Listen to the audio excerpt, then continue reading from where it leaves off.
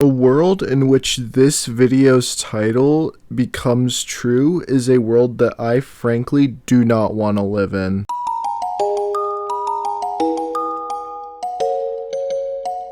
Hey Jacob, and welcome back to another episode of Generic Movie Reviewer talks about other generic movie reviewer, because why the fuck not? Now, today we're going to be talking about a guy that I personally dislike and shows a bigger problem with the movie reviewing community as a whole right now, which isn't necessarily his fault. So just because I hate the kind of content this man makes doesn't mean I hate him as a person, so please don't harass him, yada yada yada, you all know the drill. So the topic of this video is this guy called the movie Cynic, and I have quite a big problem with, well, first of all, his name. You see, cynicalness should not be something that you pride yourself on in movie reviews, because that just makes you sound mean and kind of out of touch. Cynicalness is something that you used to have in movie reviews, like with the Nostalgia Critic, but no one wants that kind of review anymore. People want more informed, interesting, and helpful reviews instead of people just saying they don't like something for the sake of not liking something. This, however, does not seem to affect the movie Cynic's channel, as he only has 19 videos and already has 13,000 subscribers, which, I mean, good for him. You know, it's great to see your channel grow like that. However, I just think that his content isn't worth the amount of praise he gets. We are going to be talking about 4 of his videos, 2 of them positive and 2 of them negative, to see how he does criticism on both sides. The videos we are going to cover are Scarlet Witch is a psychopathic narcissist video essay, Thor Love and Thunder sucks video essay, The Black Phone a new icon of horror, and Top Gun Maverick is incredible video essay. You'll notice that for 3 out of the 4 videos we've chosen, he brands them as video essays. Let's keep that in mind, and also keep in mind what the definition of a video essay is. There's a website called Studioblend that I feel perfectly encapsulates what a video essay is. I'll leave that in the description, but I'll read you a small part. A video essay is a video that analyzes a specific topic, theme, person, or thesis. Because video essays are rather new form, they can be difficult to define, but recognizable nonetheless. To put it simply, they are essays in video form that aim to persuade, educate, or critique. These essays have become increasingly popular within the era of YouTube, and with many creatives writing video essays on topics such as politics, music, film, and pop culture. What are video essays used for? To persuade an audience of a thesis, to educate on a specific subject, or to analyze and or critique. So now that we've established that at the barest bones, a video essay is an essay in video form, I know, shocking information, now we need to talk about what an essay typically entails, and there's usually a structure that essays are supposed to have, especially argumentative ones. We have an opening paragraph, which typically has its thesis, 3 supporting paragraphs that have its supporting arguments, the reasons why you think the thesis is correct, and elaboration on said reasons, and then you also typically have a counter argument somewhere in there, but that one's not necessarily always going to be there, and that's fine. Some YouTubers that I think do this format very well are Filmento and The Closer Look, which I will have in the description of this video because their content is genuinely amazing and you guys should check them out. But in terms of video essays, that's what these people do. They take their information and they compile it in a structured, well thought out video that sums up their thoughts, especially and most specifically on one subject of the movie. Now, this isn't me saying that if you want to do media criticism, you have to do video essays. You don't. I don't do video essays. Most of my videos are not video essays, but the problem is that the movie Cynic labels himself as a video essayist, which he is not, and we're going to talk more about that throughout the course of this video, so let's jump right into it, shall we? Oh, those poor, non-existent, made-up children. Since Multiverse of Madness was released, I've heard way too many arguments like this regarding the psychopath that is Wanda Maximoff, aka Scarlet Witch. So I felt compelled to return to the topic of the selfish, narcissistic moron that is Wanda. A character bereft of any rationality or morality but sold to us as some sort of tragic anti-hero. A character who's written as a stand-in for people experiencing loss and grief, a subject used to hand-wave for lack of any moral compass, logic, or consistency of personality. The morality that the MCU is trying to push with this character is honestly disgusting. This video and his two The Batman videos are the closest he gets on his channel to being that of a video essayist because he actually has an intelligible thesis. His thesis in this one being that Wanda is a terrible person and that reflects poorly on Marvel. I do have to disagree with that last statement though, as the creators and writers of the show are not on Wanda's side. They point out how wrong the stuff she is doing is, and therefore it doesn't reflect a moral failing on the writer's part. Many of these points will be objective, so if we disagree, it'll be because we disagree on what we consider rational and immoral behavior. Given the thesis of your video being that the Scarlet Witch is a bad person and this reflects poorly on Marvel, then that is something you can totally disagree with while having a moral compass stay in check. Wanda Maximoff jumped the shark starting with the WandaVision Disney Plus show, where she took an entire town of people hostage and controlled their minds and every action, because she was grieving over her fallen lover, Vision. She knowingly tortured these people to hang on to her make-believe children, husband, and brother. And yeah, that's an objective fact. That's what she did. And someone's grief is not a qualifier for doing this. Here's a moment where I completely disagree while keeping a moral compass in check. You see, I do agree that doing this is horrible and grief is not a valid excuse for it. However, the show isn't framing that as an excuse, it's framing it as a reason. It's her reason, her motivation for doing so. There is no amount of grief that justifies doing something like that. Don't you know how grief-stricken she is? Sir, have you considered her pain? There is no argument someone can make to justify this. Here's another thing that video essayists don't do, and that's insult their audience, cause that automatically makes you seem vindictive. Additionally, this is a straw man argument, as no one is saying that this justifies what she's doing. They're saying that's her reasoning for doing so. You can't argue that she didn't know what she was doing. She did. This will be your only warning. Stay out of my home. That clip does not prove your point. If anything, it proves that she actually doesn't know what she's doing.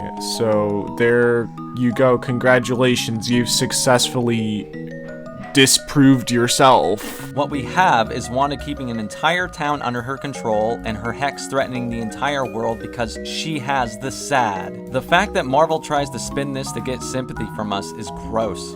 Yet another time where he insults the creators. You see, you can't say this because it gives the impression that giving people sympathizable villains is something that is a moral failing, which is just not true. Having villains that we can't sympathize with make very boring villains. Has everyone forgotten Thanos? Come on. You break the rules and become a hero. I do it and I become the enemy. That doesn't seem fair. This is a great line delivered by a great actress, but when I first heard it in the trailers, it came off extremely forced considering what she did in WandaVision. This was before we knew she'd be the villain of the movie, and after seeing how it unfolded, the line comes off even worse now. It's supposed to expose hypocrisy, but it's really just idiotic bullshit some writer made to make himself feel clever. Yeah, I thought it, then I said it, I'm awesome! At one point, she even tells Strange that her trying to kill an innocent child in order to satisfy her own personal desires is equivalent to Strange giving Thanos the Mind Stone. So, you know, he's a hypocrite. What the fuck? How is Strange giving up the stone as the only means of defeating Thanos, equivalent to you wanting to kill a kid to go be with your made-up kids? Strange fucking sacrificed his life and was gone for 5 years in order to save the world. Doesn't strike me as the same thing, but what do I know? What do you know indeed? Well, let's talk about why this point doesn't really work as well as he thought it would. For one, Wanda doesn't have any obligation to be right at the moment. She doesn't need to be reasonable right now because she's clearly in a deluded state of mind. 2, while the movie does agree with Wanda, it does so in a way that doesn't really reflect on it being a decision that saved millions. It reflects on the fact that Doctor Strange thought that he could make that choice, that he was important enough to make that choice, which he obviously isn't important enough to make a choice about something that would affect many people. No MCU hero's choices are comparable to Wanda's. When the heroes in this universe have messed up, it's happened out of their selfless intent, out of their desire to help others. Strange and Spider-Man used the spell to try and make people forget that Spidey was Peter Parker, and that was morally wrong. But Spider-Man only came to Strange once he realized that his identity being exposed was hurting his friend, girlfriend, and family. He did it for them, not himself. And Strange cast the spell because he felt bad for Peter and reluctantly decided to help. For one, Peter Parker almost caused an incursion, so I think that in terms of catastrophe, he's done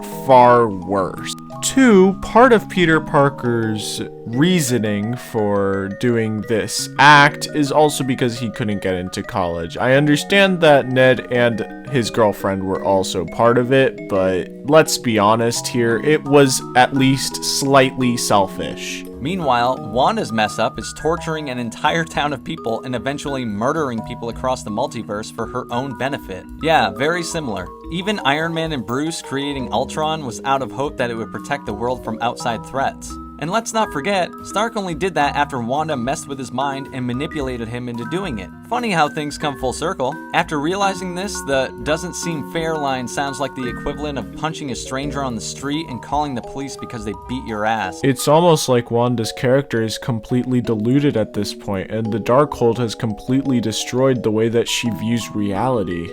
Strange even tells her that she was justifiably right for what she did in Westview, and he didn't need to show up because she set things right. Way to mangle what the original movie said. Strange never said that what she did was justifiably right. He never said that, and to say that he did is blatant mischaracterization.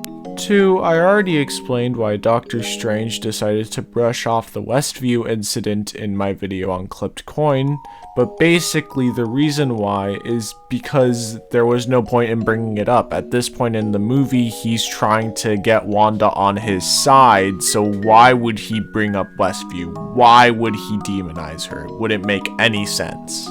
This is Marvel once again trying to push some warped sense of morality on us because neither of these things are true whatsoever. I don't care how much you've lost, nothing justifies enslaving people, torturing them and forcing them to do what you want so you can have a make-believe family.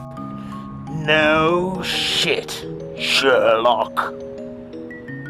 You don't have to argue this like it's some hot take. We all agree with you, including the show, so there's literally no point in including this. When Strange meets up with her to ask for her help protecting America Chavez, she states America's name without Strange having given her that information, breaking her deception and revealing that she is actually the one after Chavez. And Wanda's after her because America Chavez has the ability to jump between multiverses, and she wants to go to one where she can be with her children, the ones she made up, the ones who aren't real, the ones who don't actually exist.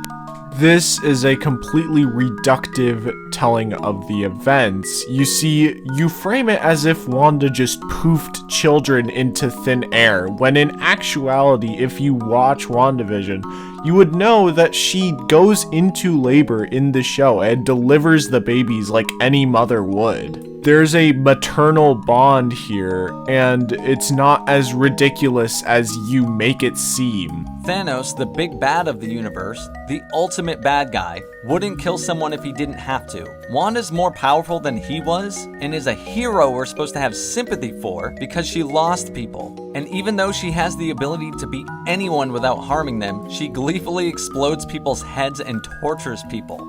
Wow, it's almost like Thanos and Wanda are two very different types of villains, where Thanos is calculating and manipulative, Wanda is hot-headed and bloodlustful. The ill-defined and vague effects of the Darkhold might have nudged her, but take a step back and remember why she was even using it in the first place. Selfishly, to find her make-believe kids.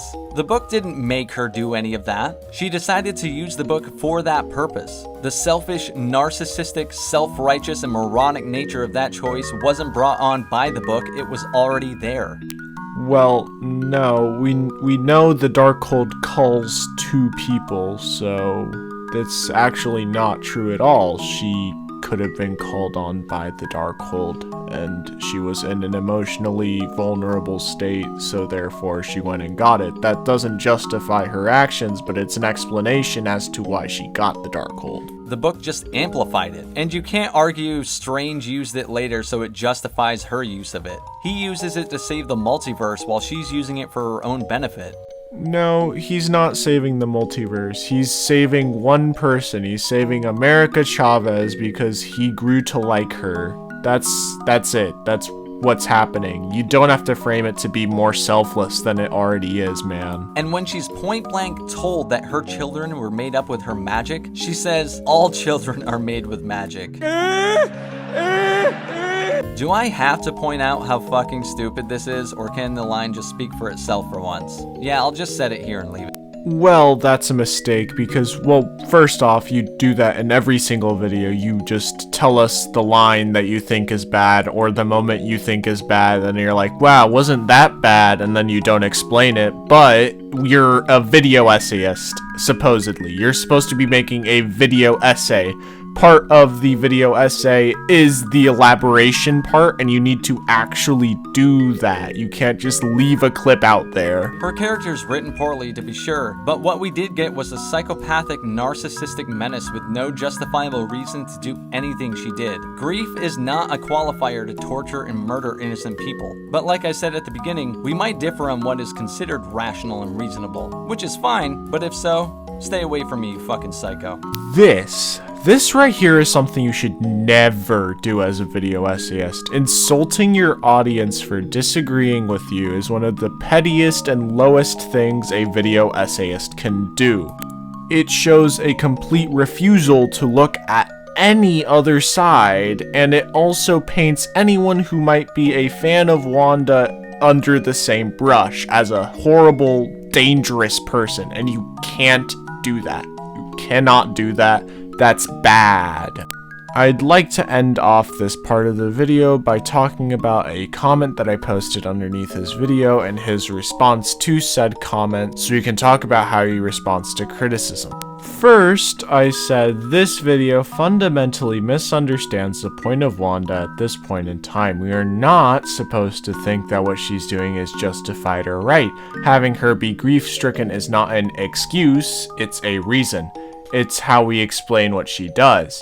In The Incredibles, Syndrome is doing something horrible because his old childhood hero was rude to him. The because isn't me saying that the things he is doing are right or just, they're his motivation and his reasonings for going that far. Thanos wasn't right, he was someone we could sympathize with. Wanda isn't right, but grief is a concept we can all understand, and therefore we can sympathize with her. I would honestly consider reconsidering the intent of the writers before making these claims, man.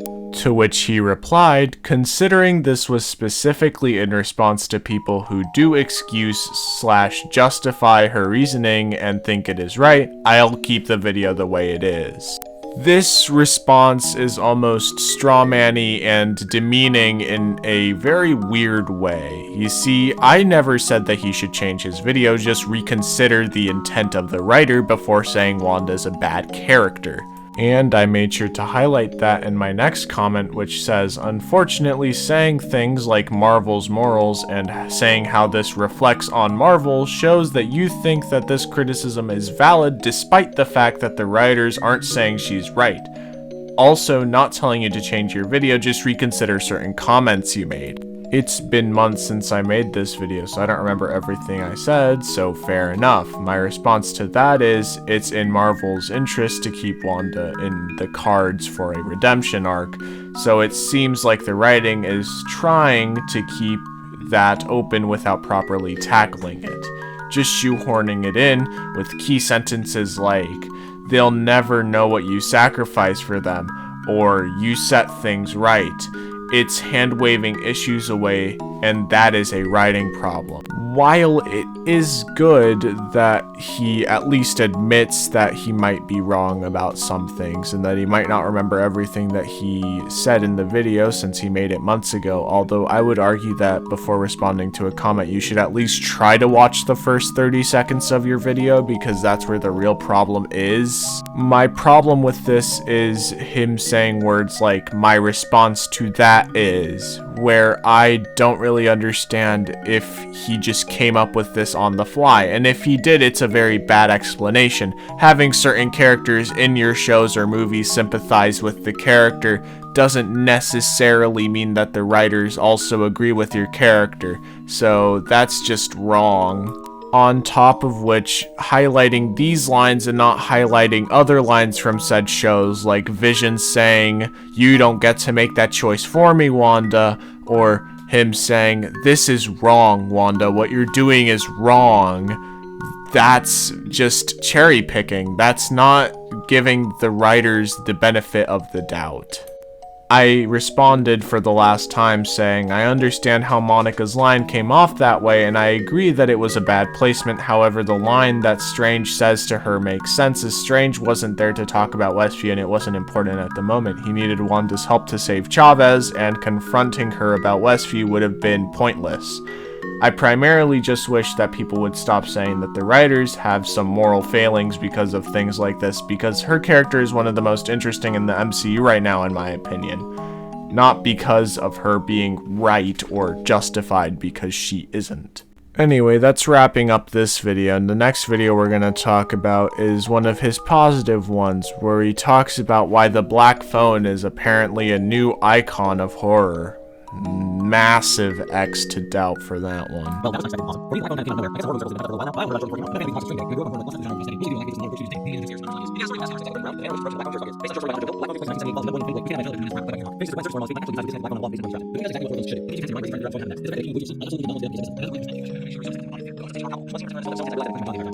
As mentioned, most modern horror movies rely on cheap jump scares, but any jumps here are directly related to the plot. They're earned, they have a purpose, and that's appreciated. Sorry about that whole 4x speed thing. It just took him way longer than it should have for him to get to an actual objective point.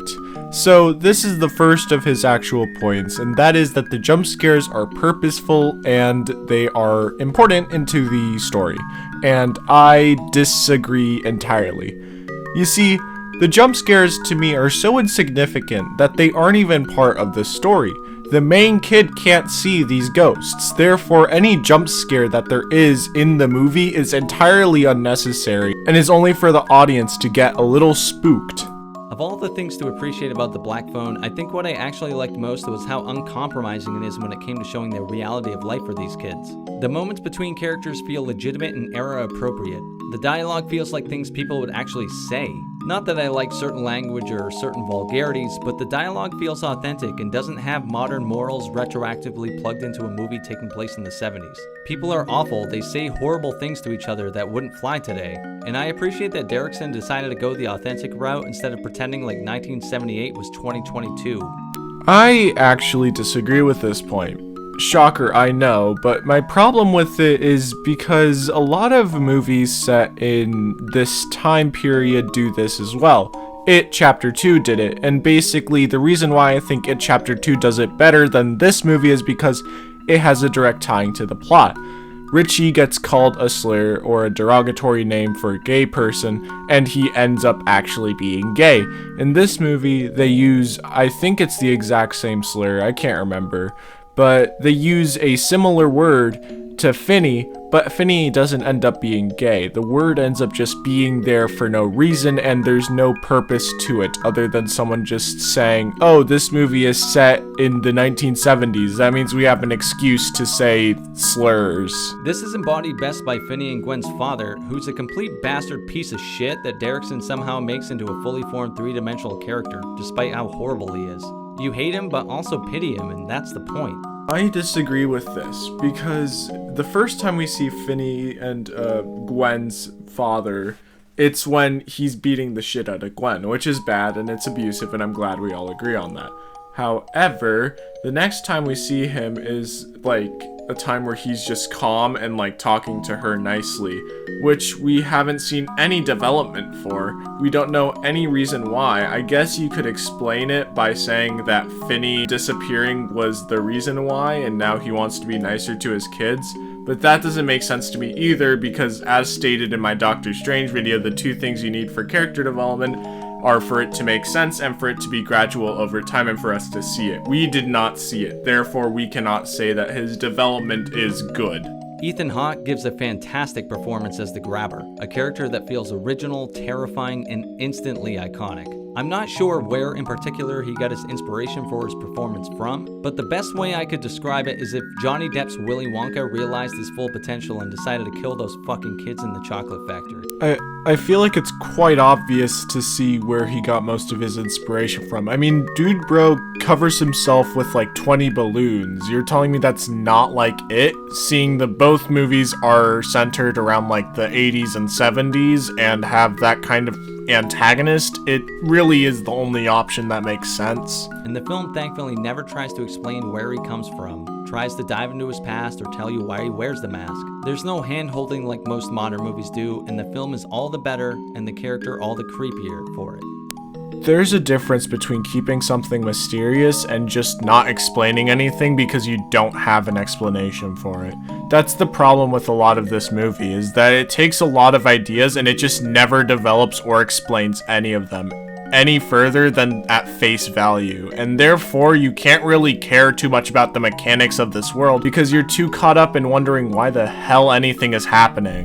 Most of the cast consists of kids in their teens and tweens, and they do fine in their roles. They aren't all the best in the business, and that's totally okay. Not every child cast can be as strong as Stranger Things. There is a standout though in Madeline McGraw, who plays Gwen Blake. Besides Ethan Hawke, she's probably the best actor in the entire film. I'll talk about this point more when I actually come around to making my video on the Black Phone, but long story short, no, she's not a good actress. And I don't say that to be mean, I just don't think she gives a very good performance. So that was his video on Black Phone, and it is one of only 2 videos on his channel that are rightly not branded as video essays, those being this one obviously and his Everything Everywhere All at Once video. However, this next one is incorrectly branded as a video essay, so let's talk about his Why Top Gun is Incredible video.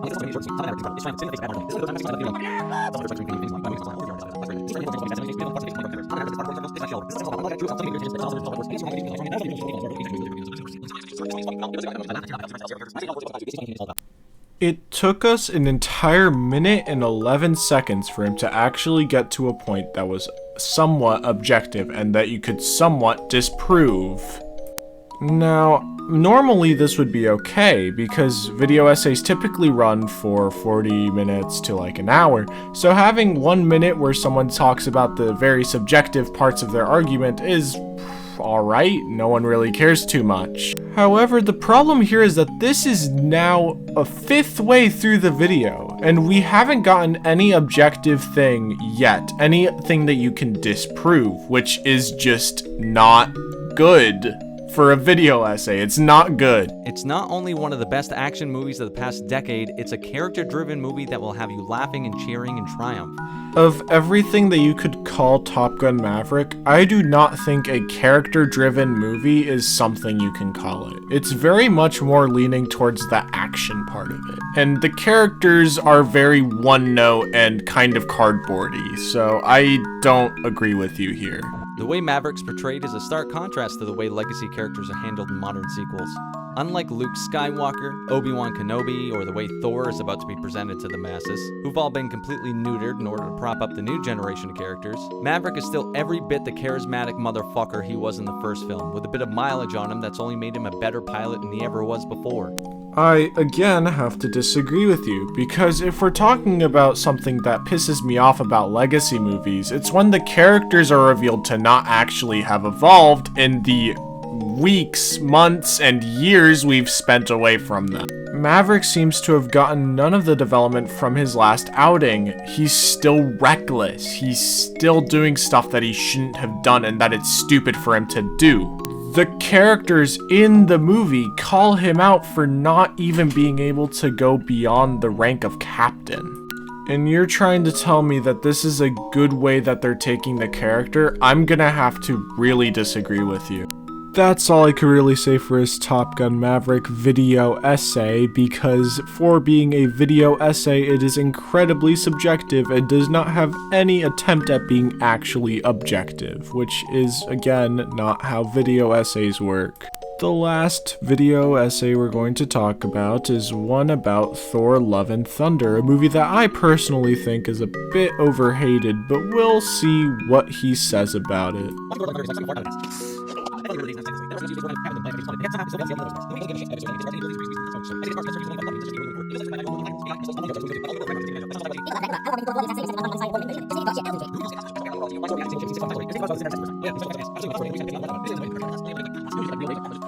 I think I can articulate what's wrong with this movie now. Finally! Yes, an articulate way of describing this film is, it fucking sucks. Most everything about it. No, it's not just me being fed up with watching actors walk around against a green screen with obvious CGI surroundings during every single scene. No, it's not just that I'm tired of superhero films increasingly appearing like they're off an assembly line. No, I'm not just tired of bait and switch bullshit. I'm tired of terrible fucking writing. I'm tired of it. So now we successfully have acquired a thesis, that is that the movie is bullshit, which isn't a very good thesis, frankly, but it is an argumentable claim, so that is at least something. And he also has exactly one supporting argument, which is that it's written very badly, which he will elaborate on over the course of the video, but typically you want more than one, and he almost did this by listing off a bunch of things that he didn't like, but since he's not going to elaborate on any of them, it really is just null and void. As I usually warn if it's warranted, this review/video essay. I'm sorry, say that again? This review/video essay. This review/video essay. Well, there you go. It's not just a bad title. He legitimately thinks that these are video essays. Jesus Christ. The movie opens with the first of its two in total good moments, with Christian Bale's Gore comforting his daughter as they both lay dying of starvation and dehydration on some desert world. He prays to his god, whoever the fuck, for help and receives nothing. This is the movie's few bright spots. Christian Bale is the shit. He acts his ass off in this movie and, as he usually does, gives it his all. Then the shit writing comes in immediately. Nothing annoys me more than plot contrivances. Well, after Gore's daughter dies, an oasis appears near him and he finds his god he was praying to just sitting there, eating grapes and shit with some flower folk. There's a random dead body, and the god conveniently tells Gore that the random body was a guy out to kill him, and the guy could have done it too, because the spooky black sword lying next to him has the ability to slay gods. Gore's like, hey, would have been nice if you helped me. You're my god, I devoted myself to you. And the god's like, fucking nope, I don't help losers. Then the god gets mad that Gore doesn't like him being a dick, and in a tussle, Gore grabs the sword that conveniently happens to be laying there, that conveniently can kill gods, that the god conveniently told Gore about before telling him to get fucked, and Gore kills the god. See where I'm going here? This is one of 1,000 plot contrivances that just absolutely kills my fucking soul. Sorry about the long clip, but way to fucking do everything wrong. Like, where do I even start with this? I guess I should compliment, first off, that I do like the fact that he is at least bringing up something that he likes in the movie. It's nice to have that kind of thing in a video that's mostly negative, and it's good that he's at least giving the time of day to actually explain some good stuff about it. That's always nice. Unfortunately, as for literally everything else that he said, I can't really get behind it because there's a lot wrong with this assessment and with a lot of what's being said here. First off, for video essays, it's typically not the best idea to go, like, scene by scene in the movie, because that only ends up making your arguments more disjointed, you end up repeating more things, and it just makes it kind of seem unorganized.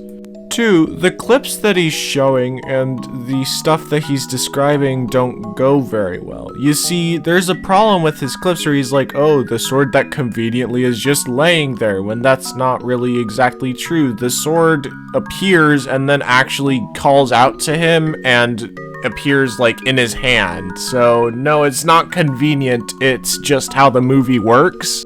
Thirdly, it's really hard to do plot contrivances or argue them in a video essay, because typically when you do that, a lot of people get turned off.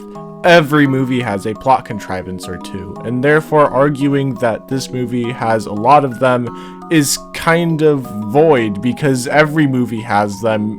The movies you like have them, and therefore that just opens you up for more criticism. Don't get me wrong, you can definitely argue that it gets overbearing, but doing it like this is not the best idea. With a condescending tone, it doesn't really work out well.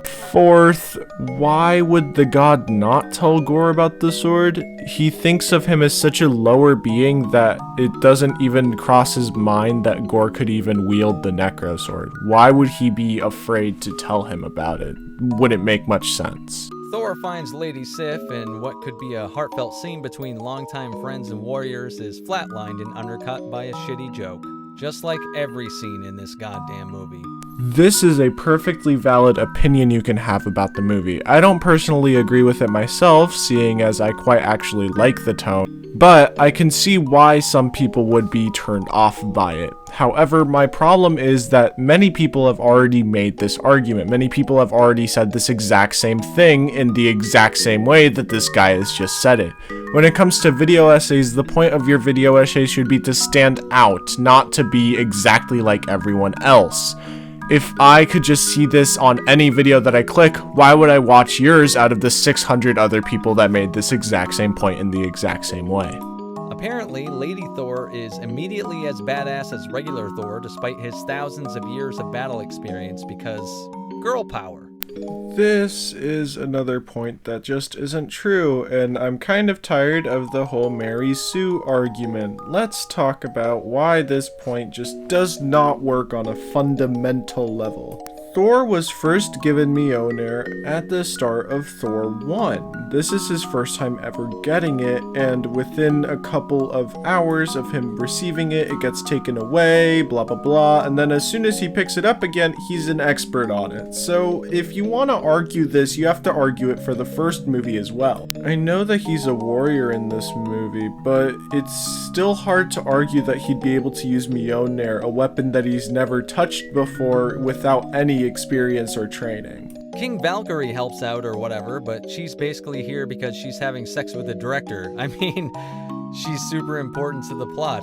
And we all know she's known as King instead of Queen because she's a strong female character. But totally not because the filmmakers are trying to pander, because we all know the only way to validate a feminine character is to give her decidedly masculine traits and titles. Traits and titles that are deemed toxic, but only if possessed by males. I genuinely do not know how this helps his point or anything at all. It seems really unnecessary, and honestly, it doesn't work for a, again, video essay. We also find out that Mjolnir is granting Natalie Portwoman the power of Thor, but she's also still dying. So what the fuck is it even doing? At least in the comics, it made it clear that possessing the power of Thor stopped Jane from dying. If she lost her power, that's when the cancer would kill her. Here, the mechanics of how it all works is vague because we just need to move the fuck on and look at the pretty images and chuckle at the shitty jokes. No, the mechanics are pretty solidly conveyed. Mjolnir's power is way too much for a human body to handle, so the more that she uses it, the less time that her body is devoting to fighting the cancer, therefore it accelerates her death. That's not very hard to imagine. Once Lady Thor finds out Gore's plan, instead of using Stormbreaker to just go to eternity themselves and wish Gore away or wish for literally anything to save the universe, she just throws the fucking axe. Why? Because the story has to continue. Why would she use the one wish that they have in order to wish away the existence of one person? That seems really dumb to me. I don't know about you. They fight. Thor recalls Stormbreaker, and because Valkyrie gets injured during a fight to save the galaxy, Jane apparently decides they need to leave instead of stopping Gore. Yep. He phrases this like it's a stupid or even selfish thing to do, when in actuality it makes a lot of sense. They only brought 3 people that can actually fight to this island. A third of them got stabbed mortally. So, like, it makes sense that they would leave. They only have 2 people facing off against an army of shadow monsters and Gore, so it just doesn't make sense for them to stay. Then, as they're leaving through the Bifrost, Gore grabs Stormbreaker and Thor loses his grip. Yes, that happens too. Gore, who isn't anywhere as powerful as Thor, hangs onto the axe and Thor loses his grip. Why? Because the story needs to continue. Duh. This is a dumb criticism, because if you were actually paying attention to the movie, you would notice that the God Butcher is holding onto the sword, yes, but also one of the shadow hands is holding onto it too, which means that we don't know how powerful they are, and therefore we can just assume that they're as powerful enough to hold off Thor. Additionally, Thor is being sucked up by the Bifrost, so he doesn't have any stability in order to hold Stormbreaker with. That, and you aren't elaborating any further on any of these points, just bringing it up and saying, well, the movie needs to happen, duh. Which, if you did this for any other movie, you could do the exact same thing. Like, every movie has this kind of contrivance, man. What you need to do in a video essay is show how this contrivance makes the viewing experience worse, which you don't do because you don't elaborate. Therefore, it's not a video essay, it's just a very bad review. Now that Gore has access to the Bifrost and can go to eternity at any time and wish them all dead, in this dire need for a sense of urgency, they all decide to chill and lick their wounds back on Earth. Why? Because the movie doesn't give a shit. Duh. Please stop trying to sound like you're giving us good points. You're not giving us any good points here. All of what you said is unequivocally wrong. One of the characters, quote, licking their wounds is her getting treatment for cancer. I mean, you could say this for a lot of movies. Why would they go and have any downtime when there's a threat? We need action all the goddamn time. I mean, again, you could even say this about a scene earlier in the movie where they're just talking on the boat. Yeah, okay, they're talking. Well, Gore has children, so why are they talking? They should be fighting all the time. This is just such a ridiculous argument, and to say it with the conviction and certainty that you have is just painful for me. Thor goes back to the Shadow Realm and frees the kids, and then gives them all the power of Thor so he has his own little army. Wait. Did Thor have this ability the entire time? Was it Zeus's thunderbolt that allowed him to do that? If so, how'd he know it could? Awfully fucking convenient. Well, seeing as earlier in the movie, Thor tells everyone that he's a big fan of Zeus because he's the god of lightning, Thor is the god of thunder, they kind of rip off each other, like, yeah, it actually makes a lot of sense that he would know that. Also, you don't have to believe that it's Zeus's thunderbolt, it's not really made that clear, but I'd like to think that because of the color of lightning, it probably is Zeus's thunderbolt instead of Thor himself, because Thor still has his blue lightning, whilst everyone has yellow lightning like Zeus's thunderbolt. But not before saying the cringiest shit you've ever heard in your life. First off, the name is Mighty Thor. Eat my hammer! My favorite feature of the movie, telling the audience how to see the character instead of letting things speak for themselves. Nothing like some good on-the-nose pandering to satisfy the mouth breathers. This isn't pandering, this isn't satisfaction for the mouth breathers, it's her name. I mean, you would know this. You actually do know this as you call her Mighty Thor earlier in the video. but you just ignore that because you want to make a point about how the movie is, quote, pandering. It's just so lazy. And for the record, laziness is not what a video essay should radiate. The movie is basically bookended by the second of the only two good scenes in the film, once again featuring Christian Bale, who I can't speak highly of enough, as he decides to wish for his daughter back instead of killing the gods. It's well acted, but just showcased another plot contrivance. Gore wanted to kill the gods because his wouldn't save him at the beginning of the film. Since he can obviously be shown something powerful enough to change his mind, wouldn't Thor arriving to save the kids prove to him that not all gods are bad? And please don't be a dumbass and use the Necro Sword as an excuse. Even if it corrupted him, it was already destroyed and he still went into eternity to wish all the gods dead. So get fucked if you're going to use that. Well, in order for me to not be a dumbass and argue your point, you'd have to make a point that isn't complete bullshit.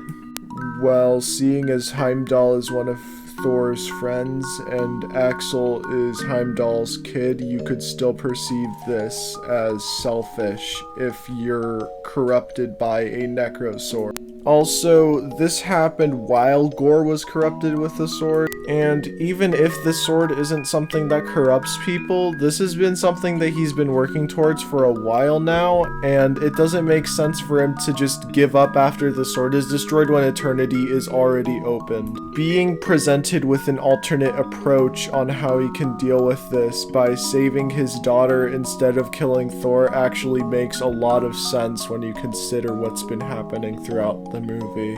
There's so much that went wrong in this movie, what I've talked about so far doesn't even begin to cover it. Well, that doesn't sit well because this is a video essay. I'm so fucking done. Since Taika clearly doesn't give a shit about writing a coherent storyline, he's basically making a comedy film. So it should be funny, right? Since Love and Thunder is anything but funny, what are we even fucking watching? What's funny is subjective, therefore you can't say it. If you wanted to argue that the movie makes bad jokes, then you would have to give evidence and elaborate, which you will not do because this is not a video essay, this is a shitty video.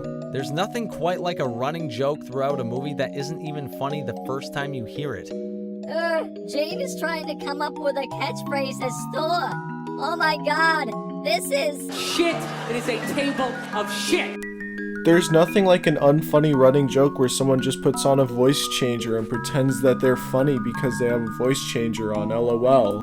Again, when you argue humor, you have to argue that the joke itself is bad or that the comedy is bad, not that it did not make you laugh. None of this is good because all you're doing is saying that the joke wasn't funny to you, which is subjective, and it's not good for a video essay. So there you go. A supposed self-proclaimed video essayist is just saying something completely subjective with no actual reasoning behind it, and is just arguing very bad, poorly written points. Small note, but using your movie theater audience as a point in your video twice is not a good idea because that's such a small sample of people in the real world. Everyone in your audience could have been old people and we would never know. But overall, I don't hate this guy. I want him to get better. I want him to really find his niche, to really find what makes him special, and I want him to start making actual good video essays. I think he has the voice for it. I think he has fine editing. I think that if he were to work harder on scripting his videos like actual video essays, he could actually go places. That's why I'm making this video. I have no hard feelings against him, and I just want to close off by saying my comment that I left on his Thor Love and Thunder video. I'm only gonna read the last 2 lines because the rest of it is stuff I've already said, but I'm gonna have the full comment on screen so you guys can read it at your own disclosure. Making negative videos about movies without A, offering advice on how to fix certain problems, or B, any positive commentary on the film is not helpful in the slightest. Remember, movie reviews and criticisms are designed to help the artists and filmmakers grow, not just put them down. Alright guys, I'll see you next time.